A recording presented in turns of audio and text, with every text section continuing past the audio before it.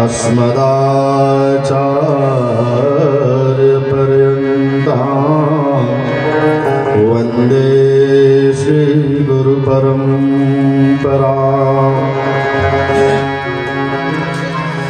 गुरुर्ब्रह्मा गुरुर्विष्णु गुरुर्देवो महेश्वरः गुरुः साक्षात् परब्रह्मा तस्मै श्री गुरुवे नमः।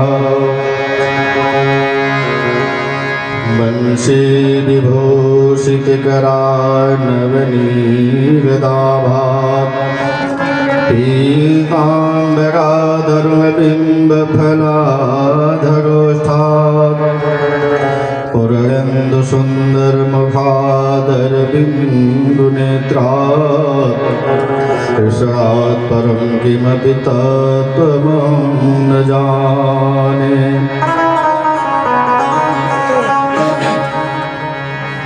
ध्येयं सदा परिभवन्नमभीष्टदोहम् तीर्थास्पदं शिवविरञ्चिनुतं शरण्यं भृत्यार्तिहं प्रणतपालभवाब्धिपोतं वन्दे महापुरुषते चरणारविन्दम्। त्यक्त्वा सुदुत्यज सुरेप्सितराजलक्ष्मी धर्मिष्ठयार्यवचसा यदगादरयम् मायामृगं दयितयेप्सितमन्वधावन् वन्दे महापुरुषते चरणारविन्दम्।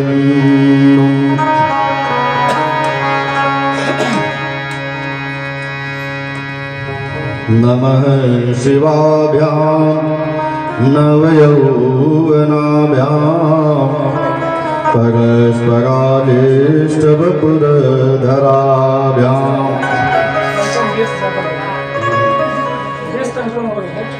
नागेन्द्रकन्या वृषकेतुनाभ्यां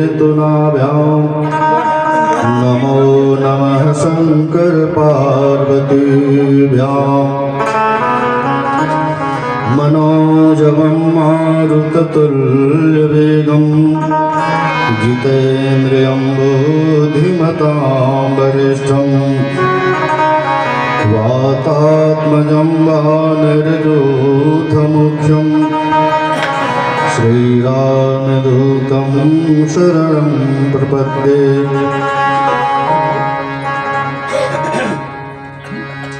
जय जय श्री राधारमण जय जय नवल किशोर जय गोपीचित चोर प्रभु जय जय माखन चोर जय जय माखन चोर। अखिल कोटि ब्रह्मांडाधिनायक चराचर जगन्नियंता अकारण करुणा वरणालय वर्तमान कल्पतत्व तड़ित विनिंदित पीतांबरधारी नंदन नंदन यशोदा नंदन राधा प्राण वल्लभ भक्तजन रंजन श्री बालकृष्ण लाल जी का वांगमय स्वरूप श्रीमद्भागवत महापुराण काशी के वासी अविनाशी घटघटवासी नाथों के नाथ बाबा विश्वनाथ भूत बावन भगवान भोलेनाथ विभिन्न स्थलों से आए हुए विद्वत्गण संतगण पादारगण भगवत कथा का रसास्वादन करने के लिए मंच पांडाल में उपस्थित सभी सुधी श्रोतागण सीता सावित्री गीता गार्गी अनुसुईया के पदचिन्हों पर चलने वाली अर्चनिया वंदनिया पूजनिया श्रद्धामयी ममतामयी करुणामयी वासंजनयी माताएं बहनें भारत की धरोहर बाल गोपाल हमारे सहयोगी कलाकार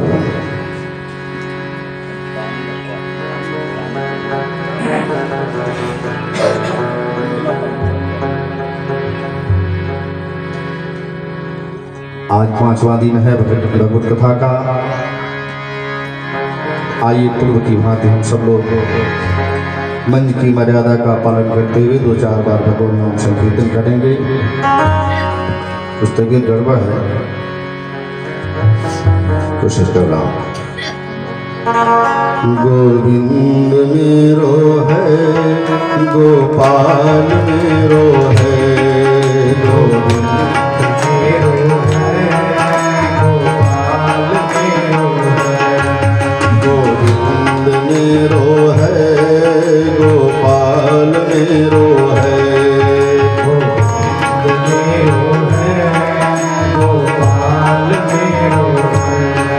श्री माँ के बिहारी नंदलाल मेरो है, श्री माँ के बिहारी नंदलाल मेरो है, गोविंद मेरो है, गोपाल मेरो है, गोविंद मेरो है, गोपाल मेरो है।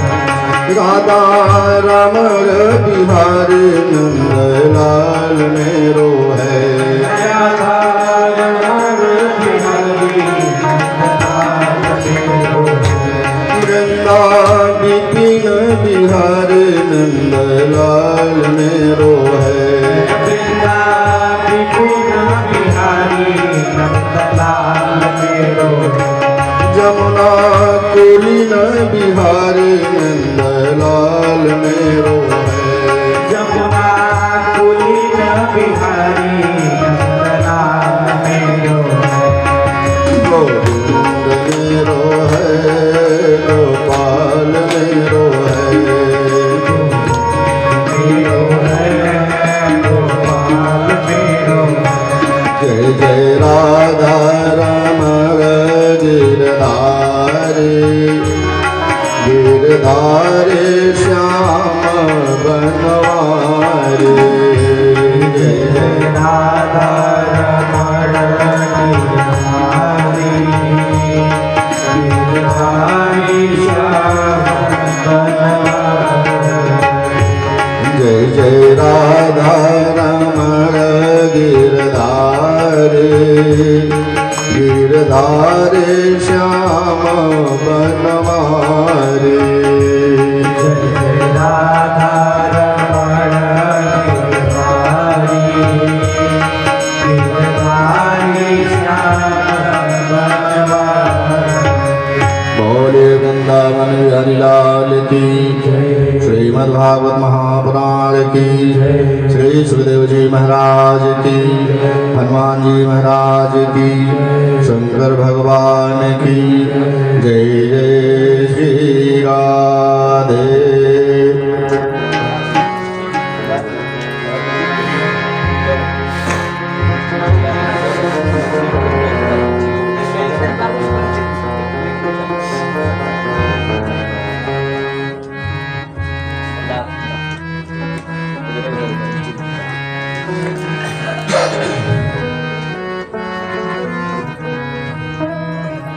श्री सुखदेव जी महाराज परीक्षित को कथामृत का पान जो करा रहे थे, वो ऐसी व्यवस्था नहीं थी। वो एक बार संकल्प ले लिए और फिर जब तक पूर्णावती नहीं तब तक बैठ के सुनाते ही रह गए। 7 दिन 7 रात कथा होती रह गई। बीच में कुछ लेना नहीं था, निराहार रह के कथा श्रोता वक्ता दोनों कह रहे थे। आज 5वां दिन है, तो 5वें दिन सुखदेव जी ने सोचा कि शायद परीक्षित संकोच बस कहना नहीं पा रहे हों और मैं इन्हें छोड़ नहीं रहा हूँ। कहे कि राजन कुछ पानी पियो। 5 दिन हो गए। परीक्षित की आंखों में आंसू आ गए। कहे कि महाराज पानी पीने के ही चक्कर में तुम मुझे श्राप लगा और इस समय मैं अमृत का पान कर रहा हूं। कौन ऐसा भागा होगा जो अमृत को छोड़ के पानी पीने जाएगा। इसी बात को भगवान शंकर ने पार्वती से भी कहा सुनह उमाते परम अभागी, खरी सेव सुरधेनु। त्यागी वह कौन सा ऐसा अभागा होगा जो कामधेनु को छोड़ के गदही को पालेगा? उसे अभागा ही कहेंगे।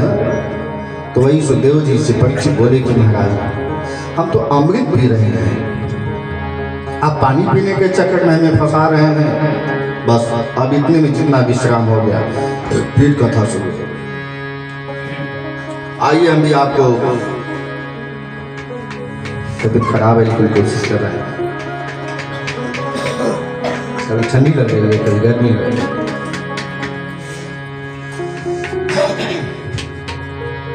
छोटी छोटी गलतियों पर व्यक्ति ध्यान नहीं देता है। एक बार भगवान विष्णु के गले की माला दुर्वासा जी को मिल गई। सोचे कि किसको दें, इस योग्य कौन है जो भगवान के गले की माला प्रसादी। तो इंद्र महाराज को देखा, महाराज इसे आप स्वीकार करें। इंद्र को दिया तो बड़े लोग बड़े रुतबा में रहते हैं, उनको लगता है कि हमसे बड़ा कोई नहीं, क्योंकि बड़े पद पर है ना। तो बड़े पद पर रहने वाला व्यक्ति अभिमानी हो जाता है। इंद्र को माला प्रसादी मिली तो सोचा गए चलो फूल की माला ही तो है ना, कोई सोने का थोड़े ना है। अब वो माला उन्होंने अपने हाथी को पहना दिया। गलती हुई कि नहीं हुई? ऐसी गलती हम लोग करते हैं कि नहीं? हम लोग भी करते हैं।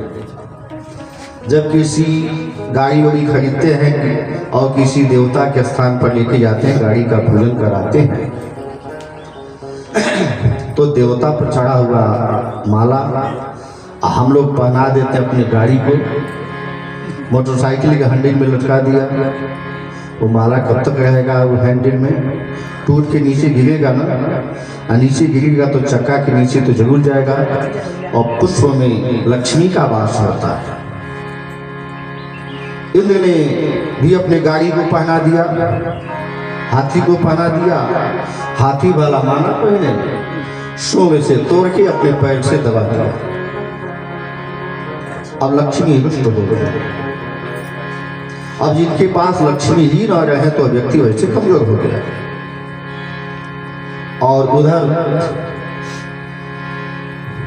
दैत्य भी तो कश्यप जी के ही पुत्र थे, देवता भी कश्यप जी के ही पुत्र थे। माताएं अलग अलग हैं, अदिति से देवता और दिति से दैत्य।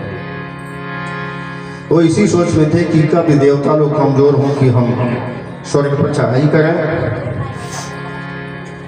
तो कमजोरी का पता चल गया। और एक बार देवताओं ने अपने गुरु जो नया पुरोहित बनाए थे उनका वध कर दिया, विष्णु का। अब ब्रह्म हत्या का पाप लग गया और इधर लक्ष्मी भी नाराज हो गई। दोनों तरह से जब कमजोर हो गए तो दैत्यों के गुरु शुक्राचार्य ने बताया, अब क्या देख रहे हो, धावा बोल दो स्वर्ग पर, तुम लोगों का साम्राज्य हो जाएगा। दैत्यों ने स्वर्ग पर धावा बोला। जिस स्वर्ग में देवता रहा करते थे और जिस स्वर्ग के राज सिंहासन पर, स्वर्ग की कुर्सी पर जो इंद्र रहा करते थे, अब दैत्यों का साम्राज्य हो गया। देवता लोग भागे फिर रहे हैं, इधर उधर छिप रहे हैं। कभी कभी आमना सामना हो जाता तो झगड़ा हो जाता, तो लड़ाई झगड़ा तौल के तो करते नहीं हैं। अरे गाली गलौज से शुरू करते हैं और उसकी तीसरी कहाँ तक होती है किसी को पता नहीं, वो तो तौल के नहीं होता। तो देवता बड़े चालाक थे, लेकिन उनको अब कुर्सी का जो आनंद चाहिए, अब उनको लगा कि कुर्सी की कीमत क्या है। जब नेताजी लोग कुर्सी से हटा दिए जाते हैं, जब वो चुनाव के लिए आएंगे तो आप उनको हाथ जोड़ेंगे, और जब जीत जाएंगे आप 10 बार नमस्ते करें तो शायद एक बार आशीर्वाद नहीं, ऐसे सिर हिलाएंगे, बोलने की तो आवश्यकता ही नहीं है। लेकिन जब वो कुर्सी से उतर जाते हैं तब लगता है कि हमारी कुर्सी कितने महत्वपूर्ण थी। अब देवताओं ने स्वर्ग का सुख भोगा है, लेकिन अब तो उससे वंचित हो गए। अब तो इच्छा हो रही कि कब स्वर्ग मिल जाता। अदिति मैया को भी बड़ी दिक्कत हो रही थी, भाई हमारे पुत्र मारे मारे फिर रहे हैं। तो कश्यप जी से कहा कि एक काम करिए, मुझे इच्छा है कि एक ऐसा पुत्र हमें होता कि जो दैत्यों से वह स्वर्ग का राज्य लेके हमारे पुत्रों को दे देता। कश्यप जी बड़े प्रसन्न हुए, बोले कि अब पुत्र की कामना, चल एक व्रत बताए जिसका नाम है पयोव्रत। गाय का दूध पी के वह व्रत महिला करती है। एक ही गाय का दूध पीना है जो बछड़े वाले, और 12 दिन तक उसको पीना है। और भी कुछ नियम है जो भागवत जी में है, उसको पयोव्रत कहते हैं। रोज पूजा करनी है, ब्राह्मणों को संतों को भोजन कराना है, कीर्तन करना है, इसे 12 दिन करना है। जिस नियम को कश्यप जी ने बताया उस नियम का विधिवत पालन अदिति मैया ने किया, जिसके फलस्वरूप समय आने पर भगवान उनके वहां प्रकट हुए। कब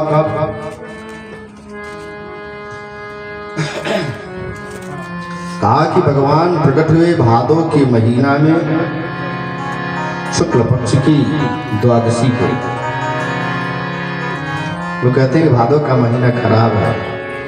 भादो में ही भगवान वामन रूप के में आए थे, लेकिन जब अदिति मैया के सामने भगवान आए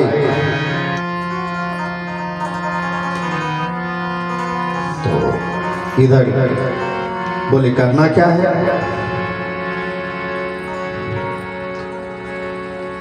लेकिन इसके पहले भगवान का ही तो वामन अवतार हुआ, लेकिन उसके पहले भी एक अवतार हुआ था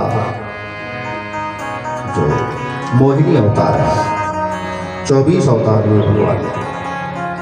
तो 52 अवतार की चर्चा करूं, इसके पहले थोड़ी सी मोहिनी अवतार की भी चर्चा हो जाए, थोड़ी थोड़ी में चर्चा हो जाए कई अवतार की कथा हो। जब ये देवता और दैत्य आपस में झगड़ा करते थे, वह भी बताया कि झगड़ा तौल के नहीं होता है। कभी देवताओं में से कोई मर गया, कभी दैत्यों में से कोई मर गया, तो सब लोग मिल के अब उसको थोड़ा सा शोक मनाते थे। तो देवताओं ने कहा दैत्यों से, जब बर्तन एक पास कई रहेंगे तो खनकने की आवाज तो आएगी, और कई लोग जब एक साथ रहेंगे तो झगड़े तो होंगे। दैत्य बोले हाँ ये तो ठीक है, अब तो हम लोग झगड़ा भी कर लेते हैं, कभी कोई मर जाता है तो बड़ा दुख होता है, तो ऐसा करें कि हम लोग झगड़ा करें लेकिन कोई मरे न, झगड़ा रोज हो मारकाट हो लेकिन कोई मरे न। तो दैत्य बोले कि है कोई उपाय? बोले हाँ उपाय तो है। क्या? अब तो हम लोग अमृत का पान कर लें, अमृत पी लेंगे तो नहीं मरेंगे। कहाँ मिलेगा? समुद्र मंथन करना पड़ेगा। अब देवताओं की बस की बात थी नहीं अकेले कर सकें, समुद्र का मंथन करना है। दैत्य तैयार हो गए,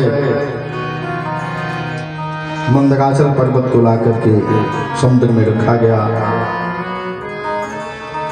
भगवान का कच्छप अवतार हुआ नीचे ताकि वो धसे न।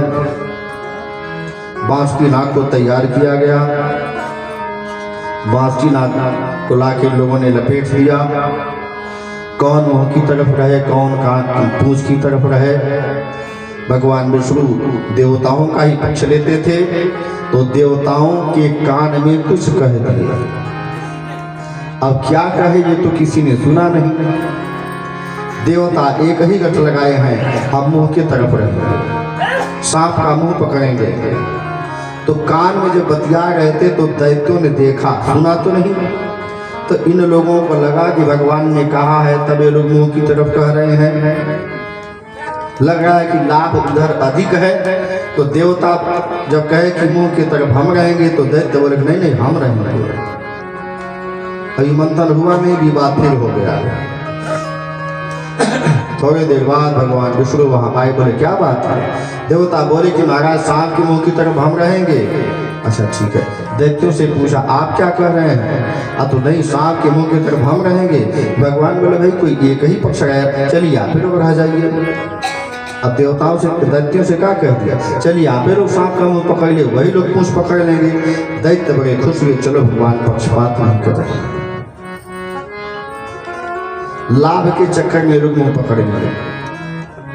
मंथन हो रहा है, यही तय हुआ कि जितनी सामग्री उसमें से निकलेगी सब आधा आधा अपने हिसाब से ले लेंगे। अब अमृत के चक्कर में समुद्र का मंथन हुआ, लेकिन सबसे पहले उसमें से विष निकल गया। अब इसको कौन पिए? कोई लेने को तैयार नहीं, न देवता तैयार है न दैत्य तैयार है। वह वैसी गर्मी ज्यादा है, इसको कहीं व्यवस्था तो करना ही पड़ेगा। तो दैत्य भी नहीं लिए, देवता भी नहीं लिए, तो बोले अब इसको लेके चले हम लोग महादेव के पास, भगवान शंकर के पास। पार्वती जी घर में से निकली, क्या बात है, अब एक गिफ्ट लाए हैं हम लोग शिव जी के लिए। क्या है? तो विष है। अमृत क्या हुआ, वो निकलेगा तो हम लोग पिएंगे। अच्छा, अमृत आप लोग पिएंगे, विष बाबा पिएंगे? बोले हाँ, जो बुजुर्ग होता है उसी को नहीं दिया जाता है। जब कहीं से मिठाई मिठाई पान आता है, किसी के घर की बात, यहाँ की बात तो मुझे नहीं पता, तो खाते हैं बच्चे, लेकिन पहले तनिक निकोट के बोले हुए दिया कि कुछ हो ही तो नहीं करो, लेकिन तब उनके ढेर दिए ना, एक उनका नुकसान करी ढेर कहीं। तो आज सब मंथन हुआ तो जो विष निकला वो शंकर जी को देवताओं ने मिलके दिया। शंकर जी ने उठाया और उसका पान कर लिया। तो पान नहीं किया, यहीं पर लाके रख लिया कि दधार भगवान कंठे मंत्र मूर्ति महेश्वर तदा प्रवृत्त देवस्तु नीलकंठ इति श्रुति। भगवान शंकर ने उस विष को अपने कंठ में धारण कर लिया, कंठ नीला पड़ गया, तभी से उनका नाम नीलकंठ हो गया। बोले नीलकंठ भगवान की। देवताओं ने सोचा चलो थोड़ी देर इंतजार कर लें, अब तो बाबा एक आध घंटे के मेहमान हैं। 1 घंटे के बाद देखा तो बाबा बैठे हैं। देवताओं ने पूछा बाबा को कोई परेशानी? नहीं, हमको तो कोई परेशानी नहीं। सोचे थोड़ा सा भांग पीते हैं, इनको विलम्ब से असर करेगा। फिर 1 घंटे के बाद पूछे बाबा आपको कोई दिक्कत, घबराहट, चक्कर? बोले हमको तो कुछ नहीं हुआ। क्यों भाई? फिर थोड़ी देर बाद पूछे तो शंकर जी ने कहा काहे आप लोग परेशान हैं? महाराज आपने विष पिया है, आपको तो मर जाना चाहिए। शंकर जी वो कहे कि हमने पिया नहीं, हमने लिया है। यहाँ है विष, यहाँ है राम, और दोनों के बीच में बैठ के मैं कर रहा हूँ, दोनों को मिलाएंगे तो क्या होगा? विष और राम को मिलाएंगे तो क्या होगा? मैं विश्राम कर रहा हूँ। वाह! अब देवता दैत्य वहां से चले गए। मंथन शुरू हुआ, कुल मिलके 14 रत्न निकले। जल्दी जल्दी में जो फास्ट करता आगे तब ना, जल्दी जल्दी में एक एक चीजें निकलती गई। रंभा नाम की अप्सरा निकली। इंद्र ने कहा ये तो स्वर्ग के लायक है। ठीक है, आपके लायक है, ले जाइए। मणि निकला, ये इंद्र के लायक है। एरावत हाथी निकला।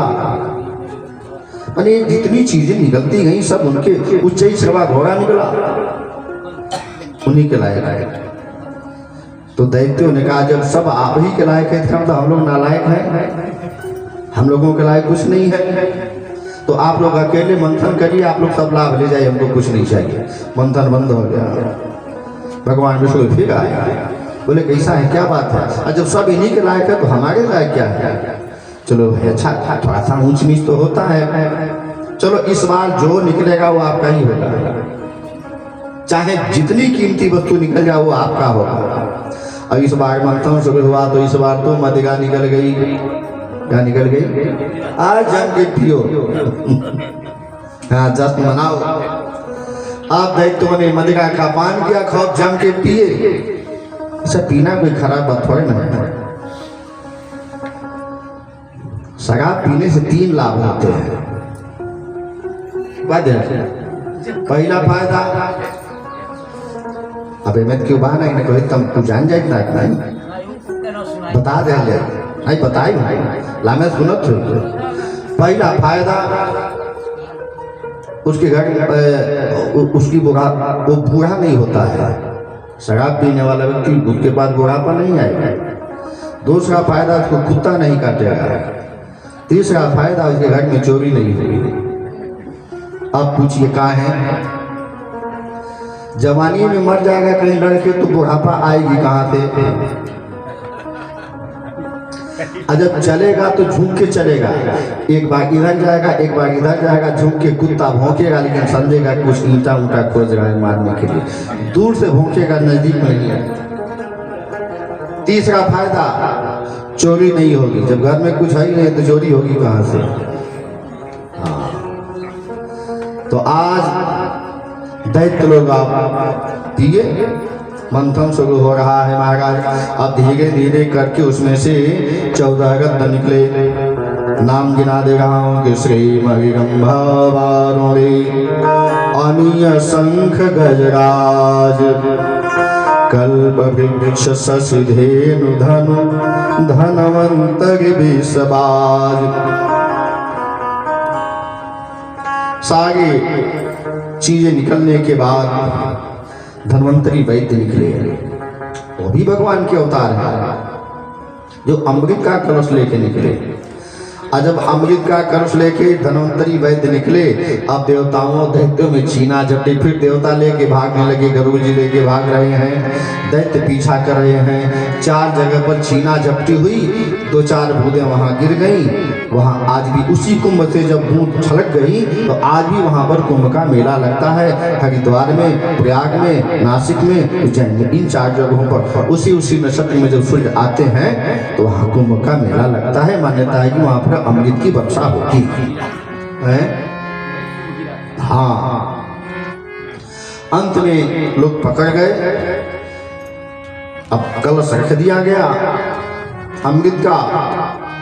भगवान फिर आ रहे हैं मोहिनी रूप बना के। सारे देवता दैत्य मिल के आपस में अभी टेंशन चली रहा था। अचानक देखा कि बड़ी सुंदरी आसमान से उतर रही है। झगड़ा करना बंद, अब एक तक देख रहे हैं। कभी देवताओं की तरफ देखा, कभी दैत्यों की तरफ देखा। पूछा मोहिनी ने, लोग लगता है ये स्त्री बड़ी सुंदर स्त्री आसमान से उतर रही है, क्या बात है? अतः इसी का बंटवारा करना है। अरे बांट के पी लीजिए, किसी से बंटवा लीजिए। देवताओं दैत्यों ने कहा आप ही बांट दीजिए अपने हाथ से। मोहिनी ने कहा कि नहीं, किसी अनजान महिला पर विश्वास कर लेना ये उचित नहीं है। आप लोग स्वयं पी लें तो ठीक रहेगा। दैत्यों ने कहा देखिए ये भी कितनी निष्पक्ष है, मैंने ये बेईमानी तो नहीं करेगा, बेईमानी नहीं करेगा।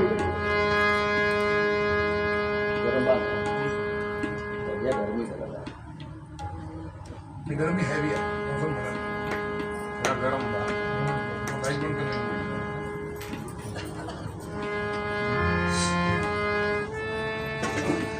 तो भगवान विष्णु के इस मोहिनी रूप को जब देखते हो देवताओं ने देखा, सब हाथ जोड़ के खड़े हैं, बोले मोहिनी भगवान की जय।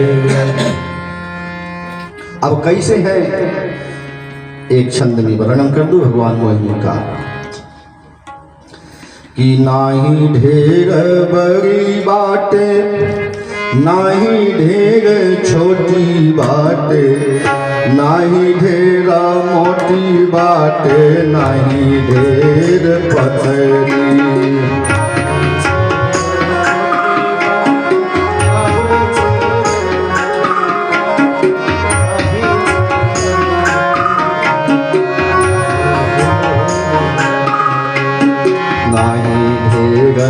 माटी बाटे कनकसी काठी बाटे नाही ढेर गोरी बाटे तनी मनी संवरी नाही ढेर गोरी बाटे तनी अखिया विशाल बाटे गोड़ लाल लाल बाटे बड़े बड़े बाल बाटे लाल लाल अंगूरी बड़े बड़े बाल बाल भी विशाल बाटे कौनो नामी साल बाटे मोहिनी के रूप देखी मोहि जग सगरी मोहिनी के रूप देखी मोहि जग सगरी मोहिनी के रूप देखी मोहि जग सगरी। पूरा संसार है मोहिनी नाम ही है, देवता दैत्य सब मोहित हो गए। अंत में मोहिनी ने कहा ठीक है आप लोग लाइन लगा लें, मैं पिलाते रही। अब लाइन लग गई, देवताओं की अलग दैत्यों की अलग। तो भगवान तो इनका पक्ष ले गए थे देवताओं का ना। दैत्यों से बोले भैया ऐसा है कि इसमें अब ज्यादा दिन से रखा है, इसमें गाढ़ा वाला पदार्थ नीचे हो गया है, ऊपर पानी पानी है, तो कहिए तो पानी वाला इन लोगों को पिला दो तब गाढ़ा वाला आपको पिला। हाँ ठीक है। अब पिला रहे थे, पिलाने के ही क्रम में वही समझिए पोलियो की 2 बूंद के हाथ में लगे चाट ले के बाद नौले बदलने के बाद ये थोड़ा ही था। राहु ने देख लिया कि तो छल हो रहा है, देवताओं की पंक्ति में जाके बैठ गया। और जब देवताओं की पंक्ति में जाके बैठा और भगवान उसके भी मुख में डाले, सूर्य चंद्रमा ने देखा, इशारा किया, भगवान ने चक्र दर्शन छोड़ा, उसका गला काट दिया। अंत में वही सूर्य और चंद्रमा से बदला लेने के लिए आदि ग्रहण लगता है, ऐसा हमारा शास्त्र कहता है। विज्ञान कुछ और कहता है, तो हम तो शास्त्र की बात कर रहे हैं ना। बोलिए मोहिनी भगवान की। अब इसके बाद भगवान के 52 अवतार की चर्चा।